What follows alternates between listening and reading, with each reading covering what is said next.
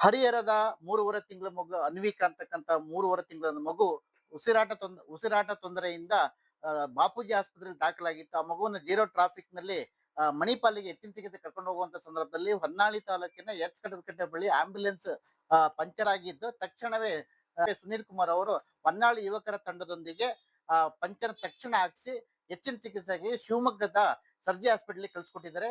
ಮಗು pulse rate ಕಡಿಮೆ ಇದ್ದ ಕಾರಣಕ್ಕಾಗಿ ಹೆಚ್ಚಿನ ಚಿಕಿತ್ಸೆ ಪಡೆದ ನಂತರ ಮಣಿಪಾಲ್ಗೆ ಹೋಗೋದ್ರಿಂದ